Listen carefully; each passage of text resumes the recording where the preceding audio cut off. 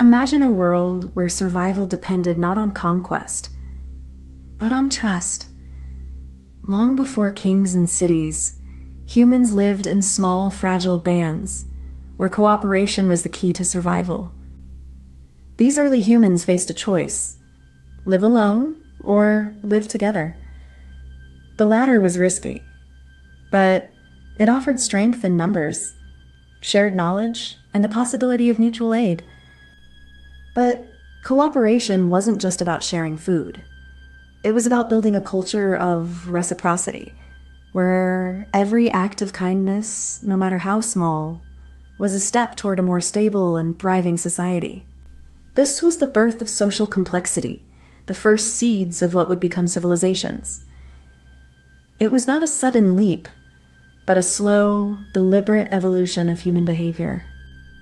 To understand where we came from, we must look beyond the ruins of cities and the myths of empires. We must look back to the quiet, unglamorous moments of cooperation that shaped our species. We're talking about the earliest forms of human cooperation, the kind that shaped our species before we even built cities or wrote down our history. It's not just about survival. It's about how humans began to rely on each other in ways that transformed our societies. This cooperation wasn't accidental. It emerged through necessity, through the shared challenges of finding food, avoiding predators, and navigating the unpredictable environments our ancestors called home. These early interactions laid the groundwork for more complex forms of cooperation, from shared hunting strategies to collective childcare, which in turn allowed for the development of language and abstract thought. What we're really exploring here is the foundation of human society. How the need to work together, to share and to support one another, became the engine of our collective evolution. This is not just history. It's the blueprint for how we understand human nature, and why we continue to seek connection, collaboration, and meaning in the world around us. Understanding our past is not just about ancient history. It's about understanding ourselves. The roots of cooperation, trust, and social bonds stretch back millions of years, shaping the very fabric of human society. These early human behaviors, shared labor, mutual aid, and cultural transmission, laid the groundwork for everything we value today. They are the silent architects of our institutions, our economies, and our ethical frameworks. The more we understand these ancient roots, the better we can navigate the modern challenges of inequality, division, and cooperation. It's a bridge between the past and the present, a path to deeper self-awareness. So, even if you don't think about it, you're already shaped by these ancient patterns. They are the quiet, invisible threads that connect us all, across time, across cultures, across generations. We begin in the shadow of the last ice age, where early humans huddled around flickering fires, their survival dependent on cooperation, not competition. These were the last nomads, living in fragile balance with the land, their survival a testament to trust and shared effort. As the ice retreated, so did the nomadic way of life. Villages emerged, built from stone and wood, and with them, the first traces of governance and social hierarchy. This was not a sudden change, but a slow evolution of human ingenuity. With the advent of agriculture, the rhythm of life shifted from movement to settlement. Crops and livestock became the foundation of new societies, and with them, the first labor specialization and the seeds of inequality. As societies grew, so did their complexity. The first cities rose from the banks of great rivers, their walls and temples symbols of both power and spiritual belief. These were not just places of residence, but of ambition and control. Throughout these centuries, the human spirit was defined by its capacity for both creation and conflict. Yet, it was always the act of coming together, whether to build, to farm, or to survive, that shaped the course of civilization. Imagine you're sitting around a fire with your family, sharing stories and food. You're not alone, but you're also not just a lone wolf. You're part of a team, and that team makes everything easier. You help find food, and others help build shelter. When you're tired, someone else helps you rest. This teamwork is how humans survived, long before we had cities or machines. This kind of sharing and learning is the seed of everything we build today. It's not just about getting by. It's about growing together. Cooperation isn't just helpful. It's essential. Without it, we wouldn't have the world we live in today. It's the foundation of our humanity. The first step in understanding cooperation is setting the stage. A world where survival is not a solitary endeavor, but a shared responsibility. The environment shapes the possibilities of collaboration, and the need for mutual aid becomes the foundation of social order. In these early societies, the landscape is both a challenge and a canvas for cooperation. Every step taken, every resource gathered, is a contribution to the group's survival, not just an individual's gain. The setup begins with a fundamental realization.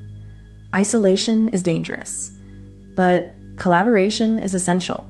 Whether it's sharing food, warning of predators, or pooling knowledge, the group's strength lies in its interconnectedness. This foundational cooperation is not just practical. It is the first step in building the social structures that will eventually give rise to complex societies. It is the origin of shared norms, mutual dependence, and collective identity. To truly grasp the origins of cooperation, we must first understand the setting, the environment, the needs, and the quiet, relentless forces that shaped the first human communities into something more than just a collection of individuals. The first step in this process is the establishment of trust through repeated, reliable interactions. These interactions are not just exchanges of goods, but also of information, skills, and social norms. As trust builds, so does the expectation of reciprocity.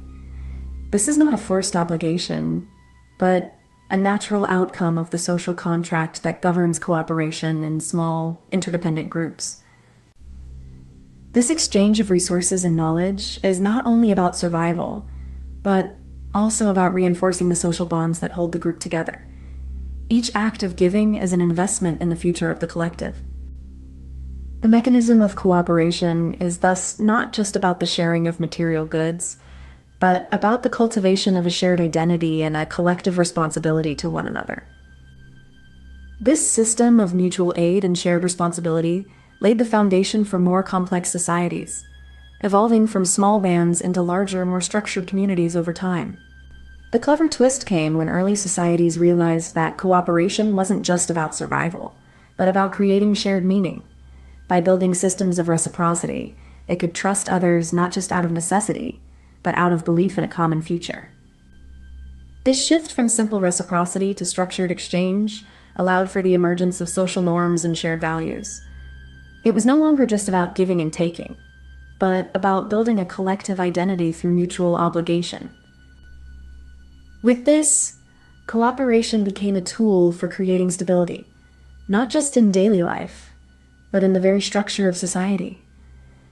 It allowed for the formation of institutions that could endure beyond individual lifetimes. This clever twist was not just about survival, it was about the birth of civilization itself. It was the moment when cooperation became a choice, not just a necessity, and when societies could imagine themselves as something greater than the sum of their parts. This is how cooperation evolved from instinct into institution, and how the human spirit found a way to build not just communities, but legacies. Beneath the surface of human history lies a web of biological and evolutionary mechanisms that shaped our capacity for cooperation. The very structure of our brains, evolved over millennia, has been fine-tuned for social interaction and collective survival. Genes that promote trust, empathy, and altruism have been passed down through generations, not as isolated traits, but as part of a complex interplay between nature and nurture. The study of ancient DNA has revealed surprising insights into how early humans moved, adapted, and intermingled. These genetic markers offer a map of human migration and the fusion of diverse populations. Archaeological evidence, from tool-making sites to burial grounds, tells a story of shared labor, ritual, and the deep-rooted need for community that defined early human life. This science, biological, genetic, and archaeological, does not just explain the past. It illuminates the very foundations of our present social structures and the enduring human impulse to cooperate. Imagine a group of hunter-gatherers, not as individuals, but as a single, interconnected organism.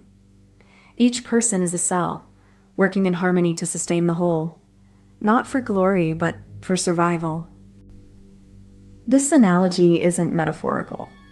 It's a way to see how cooperation was the foundation of human survival, not just a byproduct of intelligence. It's not about being smarter than others, but about being more connected, more adaptable, more resilient as a collective than as individuals. This is the origin of cooperation, not as a strategy, but as a necessity. A gloriously dumb but accurate way to imagine how humans evolved, not just in intelligence, but in empathy. Comment this emoji if you made it to the end. We are born into chaos, yet it is in that chaos that the seeds of civilization are sown. In the quiet moments between survival and hunger, a different kind of order begins to form. These early acts of arrangement, whether marking territory, sharing resources, or building shelter, are not just practical. They are the first whispers of cooperation, the foundation upon which all great civilizations will rise. We look at empires and cities and think of grandeur, but beneath the stones and towers, there lies a story of trust, of shared effort, of people choosing to build something greater than themselves. This is the story of how cooperation, born from necessity, became the engine of human progress, shaping the world we now call civilization. We're talking about the moment when human society stopped being scattered and started building something together. When people decided that survival wasn't just about the strongest, but about how well they could work with others. It was not just survival that drove them, but the need to create something greater than themselves. To make homes that lasted beyond the season, to build tools that would outlive the hands that made them. It was in the shared labor that the first cities rose. Not as accidents, but as the result of people choosing to build something together, even when the path was uncertain. This shift from the wild to the structured was not easy. It required sacrifice, innovation, and an unshakable belief that, together, they could shape a better world. And so, the story of civilization begins, not with conquest or dominance, but with the quiet, persistent act of coming together to build something that would endure. You might not realize it, but every time you use a smartphone or drive through a city, you're standing on the shoulders of millions of strangers who once built something far more complex than you could imagine. The people who built Rome, or the pyramids, or the first cities, these were not just builders, they were pioneers of an idea, that we could do more together than we ever could alone. When you look around you, you're not just seeing the result of human ingenuity, you're seeing the legacy of a fundamental truth, that our survival and progress depend on the choices we make to work with others. And if you think this is just history, consider this: the same forces that built civilizations are still shaping our world today. They're just now reaching the next level of complexity.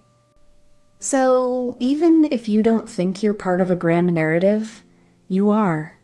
You are a thread in a tapestry that stretches back thousands of years, and every act of cooperation is a stitch in that fabric. In the blink of an eye, we leap from the first settlements to the grandeur of the Indus Valley. Cities rise with precision, streets laid out in grid patterns, and rivers hum with life. The Nile gave birth to pharaohs and pyramids, while the Tigris and Euphrates cradled empires that would shape the world. These rivers were not just water, they were the lifeblood of civilization. The walls of Babylon, the roads of the Han Dynasty, the libraries of Alexandria, each was a testament to a shared vision. A collective dream built stone by stone, word by word. We raced through thousands of years, but it all came down to one idea: that by working together, we could create something enduring, something that outlived the individuals who built it. The story of civilization is not just of kings and warriors, but of farmers, builders, and thinkers who chose to cooperate, to trust, and to build something that would outlast them all. Imagine you're playing a game with your friends, but instead of fighting, you're building something together. You all agree on rules, help each other, and make a great big city. When you all work together, you can do things that are way bigger than you could do alone. That's how people started building cities and big kingdoms. Cooperation is like a team sport. You need everyone to play their part, and when they do, you make something amazing that lasts for a long time. So, when you see a big city or a strong kingdom, remember that it was built by people working together, just like you build something with your friends. Before the first city rose, there was a world of scattered clans, each with its own way of life. They lived by the land, by the rivers, by the stars, bound not by empires, but by the rhythms of nature and the necessity of survival. These were not isolated people, but communities that shared knowledge, tools, and resources. Trade routes formed not by force, but by the mutual benefit of exchanging what one had for what another needed. The foundation of any great civilization was not conquest, but cooperation. It began with small agreements, shared labor, and the promise of a better future together. These early societies built not only homes and tools, but systems of governance and law. They created structures that would allow them to grow, to expand, and to endure beyond the lives of any single generation. It was this careful, deliberate setup, the building of trust, the establishment of shared purpose, that allowed the first cities to rise from the earth. It was not the strength of one, but the strength of many. The first step is the spark, but the second is the spark finding fuel. Cooperation becomes more than a choice. It becomes a necessity for survival. As people began to rely on one another, they started to specialize. The potter, the hunter, the weaver, each played a role that made the whole stronger. This specialization led to trade, and with trade came the first exchanges of ideas, not just goods. Knowledge moved as freely as food through the hands of those who trusted. But cooperation is not just about division of labor. It is about shared purpose. The first cities were built not by a single hand, but by 1,000 minds working toward the same vision. And so, the mechanism was not just in the hands, but in the hearts of those who chose to trust, to share, and to build something greater than themselves. But then came the clever twist, a shift that would redefine everything. Instead of fighting for survival, people began to build systems that made life easier for all. They created tools, laws, and shared knowledge that allowed cooperation to scale beyond the village. This was not just survival, but the first real step towards something greater. With shared labor and collective effort, people could now build cities, not just live in them. They began to imagine a world where everyone had a role, and everyone had a purpose. This shift required trust, which in turn required a new kind of leadership. One that could manage complexity, mediate conflict, and guide a growing population toward common goals. Leaders emerged not as conquerors, but as architects of shared vision. The clever twist wasn't just about building cities, but about building societies. It was the idea that people could work together in ways that transcended their individual needs, creating a collective identity that would carry them forward into the future. This was the foundation upon which all future civilizations would be built, not through force, but through the quiet, persistent power of cooperation, which allowed humanity to rise from scattered tribes into something vast, shared, and enduring. Beneath the grandeur of cities and empires lies a silent, invisible force. The science of cooperation. It is not just the building of walls or the carving of roads, but the intricate dance of human systems that allows us to thrive together.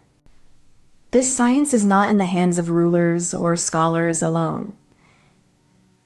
It is in the rhythm of daily life, the shared labor of farmers, the barter of merchants, the silence of soldiers standing guard. It is in the quiet trust that binds us. The science of cooperation is built on layers of trust, rules, and shared responsibility. It is what allows us to build not just monuments to power, but systems that sustain life and preserve knowledge across generations. We are not just shaped by history. We are shaped by the science of cooperation. It is the invisible thread that weaves through every city, every empire, and every moment of human connection. To understand civilization is to understand this quiet, persistent force.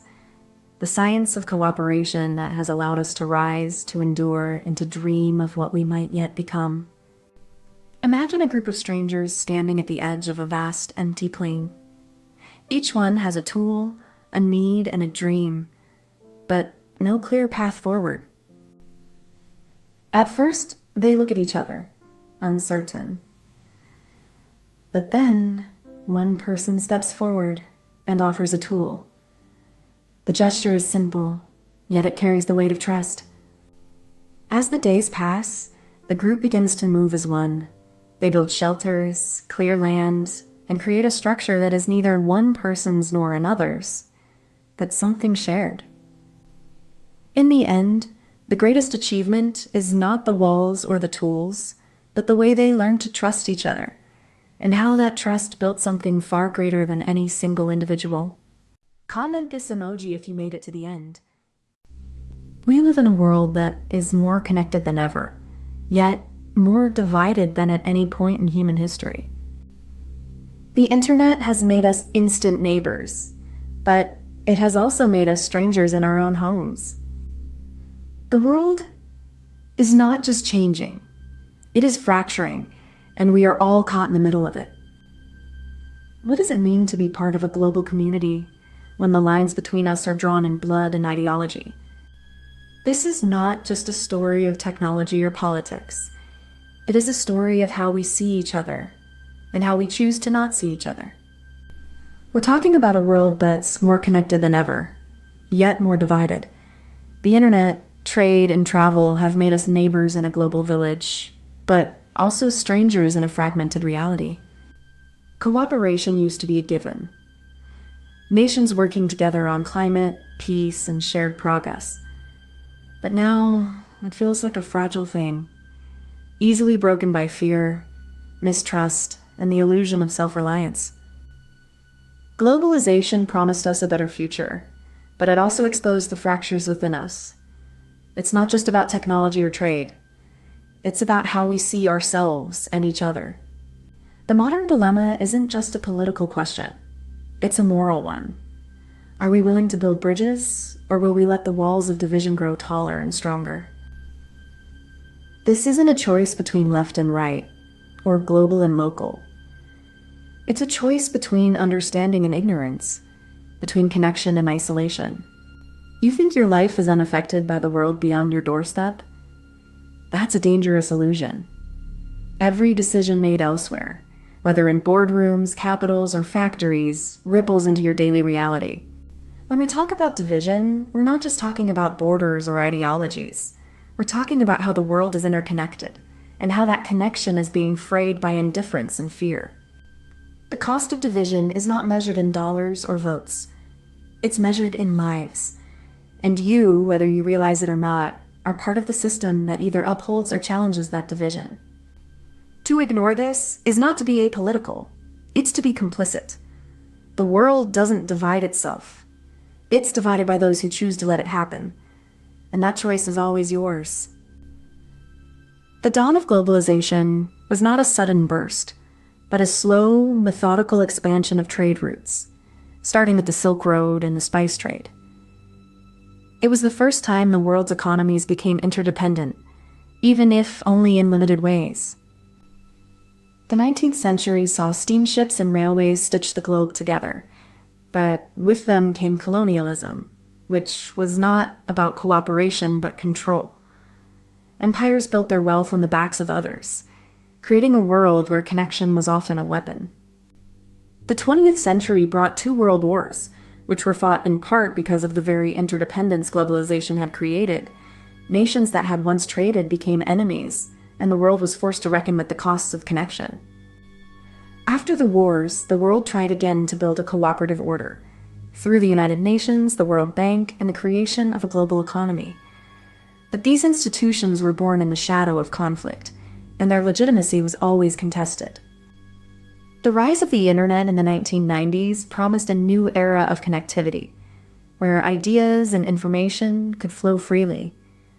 But it also enabled new forms of division, from misinformation to digital borders that are harder to cross than physical ones. Today, we are caught between the promise of global cooperation and the reality of division.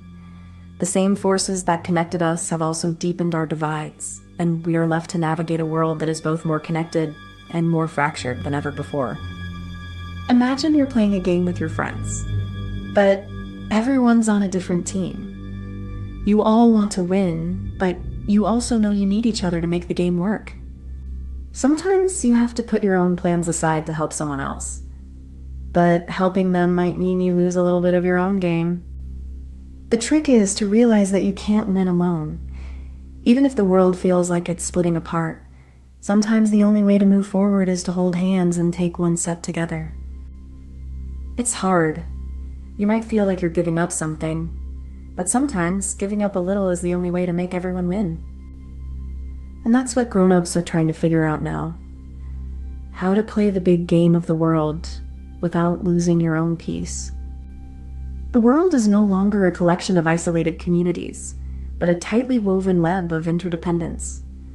Every action, no matter how small, ripples outward, shaping the lives of millions across borders. Globalization has created an intricate system of trade, communication, and collaboration that spans continents. Yet, it also exposes us to the vulnerabilities of a world where division can spread as quickly as cooperation. This setup is not just physical. It is ideological and economic. It is built on the belief that collective effort can overcome individual limitations. Yet it is constantly tested by the forces of nationalism, inequality, and misinformation. To understand how this works, we must first recognize that the foundation of this system is built on fragile assumptions. It is an agreement, implicit or explicit, that we can coexist, collaborate, and thrive together, even in the face of deepening divides. The setup is not just about infrastructure or policy. It is about the mindset we carry, the choices we make, and the way we choose to see the world, whether as a shared space or a battleground. At the core of this mechanism lies a fragile balance of trust and power. Nations, corporations, and individuals engage in a dance of interdependence, each holding a piece of the puzzle, but never the whole. This cooperation is not born from altruism alone, but from the necessity of survival. When borders blur and markets intertwine, the cost of isolation becomes painfully clear. This interdependence is maintained through a complex web of agreements, economic ties, and mutual obligations, each thread holding the structure together, yet vulnerable to the slightest tug. In this mechanism, every action has a ripple effect. A decision made in one corner of the world can shift the tides in another, creating waves of both opportunity and consequence. And so, the system continues, fragile, precarious, and ever-evolving. It is not a perfect machine, but it is the only one we have built so far to hold the world together. The clever twist is not in the tools, but in the silence between the actions. It is the hidden agreement, the unspoken understanding that binds the pieces together in a way that no single voice could achieve alone. This silence is not absence, but presence, a language that transcends words, built on trust, on the unspoken promise that we are all in this together, even when we do not say it out loud. This clever twist is what makes globalization not just an economic force, but a moral one. A system that thrives not on competition, but on the courage to cooperate in the face of uncertainty. And yet, the twist is also the danger. For when cooperation is too clever, it becomes a mask for complacency, a way to avoid the hard questions that lie beneath the surface of our shared existence. So we are left with a paradox. The more we rely on clever cooperation, the more we risk losing sight of what it is we are actually trying to achieve. Not just to live together, but to live better together. Beneath the surface of our conflicts lies a science of connection, networks, algorithms, and the invisible threads that bind us. These are not just tools, but the very architecture of our shared existence. Globalization has not erased the divisions between us. It has merely made them more complex, more interconnected, and harder to untangle. The systems we rely on are both our greatest strength and our most dangerous vulnerability. We are not just participants in this system. We are its very nodes. Every decision, every interaction, every silence or speech contributes to the weight of what we build together. The science humming beneath us is not just about data or models. It is about the human capacity to endure, to question, and to hope that we might yet find a way to coexist in the chaos. In the end, the modern dilemma is not just one of division or unity. It is one of recognition that we are all part of the same system, and that the choices we make today will shape the world we are forced to live in tomorrow. We are all passengers on a ship, but the deck is made of glass. Some of us are staring down at the ocean below, others are looking at the stars above, and none of us can see the cracks forming beneath our feet. The crew is divided. Some are steering toward the shore, others are trying to keep the ship afloat with hands that don't quite match the vessel's needs. The captain is not sure who is in charge. The map is blank, and the compass is broken. But we all keep rowing, hoping that if we keep moving, someone will figure out where we're going. We are not in a race. We are not in a war. We are just trying to stay afloat. And in the dark, it's easy to forget that we are all on the same ship. Comment this emoji if you made it to the end. You think about the world as it is, fractured, divided, and often at odds with itself. But what if the future isn't about winning, but about learning how to live together? In the silence between conflict and connection, there is a strange kind of beauty, a quiet promise that we might yet find our way back to each other. We are not just shaped by what we do, but by what we choose to see, and how we choose to hold space for each other. The future is not a place we arrive at. It's a conversation we're still learning to have, one that might just change everything. So, let's begin not with answers, but with questions, and with the courage to imagine a world where we don't just survive, but thrive together. So what exactly are we talking about? It's not just about getting along, it's about redefining how we see each other. In a world that's more connected than ever, we're still divided by borders, beliefs, and biases. We're talking about the kind of cooperation that doesn't just happen in meetings or treaties, but in everyday choices. It's about building trust where there's been distrust, and creating spaces where everyone feels seen and valued. It's about realizing that our fates are intertwined, and that the challenges we face, climate change, inequality, conflict, are not just local, but global. We can't solve them alone, and we can't ignore them. This isn't just a utopian dream. It's a practical path forward, one that requires humility, courage, and a willingness to listen, even when the stories we hear are difficult to hear. So, what are we talking about? We're talking about the possibility of a more unified world, not by erasing differences, but by embracing them as part of a shared human journey.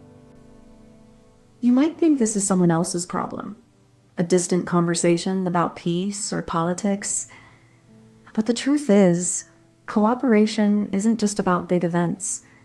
It's about the quiet choices we make every day, the way we treat others, and the systems we support. When we choose to collaborate instead of compete, we create ripples.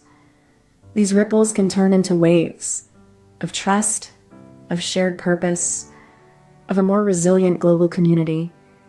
You might not see it, but you're part of it. Imagine a world where division is met with curiosity, where conflict is met with dialogue, and where we all have a stake in the same story. That's not a utopia. It's a reality we can shape, one step at a time. You don't have to be a leader or a hero. You can be the quiet force that chooses to listen, to collaborate, to believe in something bigger than yourself. That's how change begins, in the small, secret places where we decide to care. The roots of cooperation stretch back thousands of years, woven into the fabric of early human societies. When hunter-gatherers banded together, they didn't just survive. They created the first threads of shared purpose. The rise of agriculture brought new challenges and new possibilities. Villages became cities, and with them, the need for collective effort to build walls, harvest crops, and defend against invaders. The written word became a tool for cooperation, allowing ideas to travel beyond borders and generations. It was in scrolls and scripts that empires, religions, and knowledge found common ground. The Industrial Revolution accelerated human connection, but also deepened divisions. Yet, it was in this era that global trade and communication began to reshape the world into something shared, not just separate. Today, we face crises that demand more than national interests. They demand a new kind of cooperation, one that transcends borders and ideologies to protect what we all share. Imagine you and your friends are building a tree house. You all have different ideas, but instead of arguing, you listen and help each other make it the best it can be. When someone has a different idea, you don't say no. You say, let's try it and see if it works. That's how we grow together. When you finish, you don't take all the credit. You share the joy, because the treehouse is bigger than just one person's idea. That's cooperation. It's not about being right. It's about being together, learning from each other, and building something that lasts. To begin this journey, we must first look at the world as it is. A map of nations, each with its own borders, histories, and identities, but also shared challenges that no single country can solve alone. This map is not just a representation of geography, but of a complex web of human connections, trade routes, cultural exchanges, and the invisible threads of interdependence that bind us all. But the world is also marked by divisions, political, economic, and cultural. These walls, both literal and metaphorical, shape how we see each other and how we act. Yet, within these divisions, there are moments of hope. When people from different backgrounds come together, even briefly, they remind us that the world is not just a collection of separate parts, but a single, interconnected system. The first step is not to erase the divisions, but to recognize them, to understand the world as it is so that we can build something new, not from the ground up, but from the shared ground we already have. Step 2 is about the mechanism, how cooperation is structured, not just imagined. It's not enough to want unity. We need systems that make it possible, even when people disagree. These systems are like the gears of a machine. Each part must fit precisely, even if the design is complex. Trust, transparency, and shared accountability are the cogs that keep the whole system moving. One of the most powerful mechanisms is the concept of a shared ledger, a transparent, accessible record of all decisions and actions. It ensures no one is left in the dark, and no one can act in secret. This isn't just about technology. It's about creating a culture of openness. People need to feel that their voices matter, that their contributions are visible and valued. The mechanism also includes feedback loops, ways to measure progress, to adjust course, and to learn from mistakes. Collaboration isn't a destination. It's a continuous process of building together. The clever twist lies in the idea that cooperation isn't just about sharing resources, but about redefining what we value as a collective. It's not about giving up individuality, but about embracing the strength that comes from unity without losing ourselves. This twist isn't about control or compliance. It's about creating a system where everyone's voice is amplified, where decisions are made through collective intelligence rather than top-down authority. The clever twist also involves rethinking conflict, not as a barrier, but as a catalyst for deeper understanding. By turning disagreement into dialogue, we can build bridges where others see walls. At its core, this twist is about designing systems that reward collaboration over competition, trust over suspicion, and long-term thinking over short-term gain. This isn't a utopia. It's a blueprint for resilience, one that requires courage, humility, and a willingness to let go of old paradigms in order to create something new and more enduring. Beneath the noise of our divided worlds, there is a quiet rhythm, a science of connection, not just communication. It's in the neural networks of our brains, the algorithms of our shared understanding, and the patterns of trust that evolve across cultures. Neuroscience reveals how cooperation is not just a choice, but a biological imperative. Mirror neurons, empathy circuits, these are not just tools, they are the blueprints of our shared humanity, written in the language of the brain. In the field of social physics, researchers map the invisible forces that bind us: trust, reciprocity, and the slow erosion of division. It's not about solving every problem, but about building systems that foster resilience and shared purpose. The science of cooperation is not a utopia. It's a process, a rhythm, a kind of quiet revolution that happens in the spaces between conflict. It's the moment when we choose to listen, not just to understand, but to feel. We are not just building a future. We are rediscovering the science of being together. It's not a grand design, but a series of small, meaningful choices, each one a pulse in the heart of a collective rhythm. Imagine a vast, ancient forest, dense, alive, and full of unseen connections. Every tree, every root, every leaf is part of a single, breathing organism. You can't see the whole thing, but you can feel its pulse. Now, imagine cutting one tree. The forest doesn't just lose a piece, it reacts. The roots adjust, the leaves shift, the whole system reorganizes itself to survive. This is what global cooperation looks like. This is not a metaphor. It's a blueprint, a model for how we can build resilience, trust, and unity.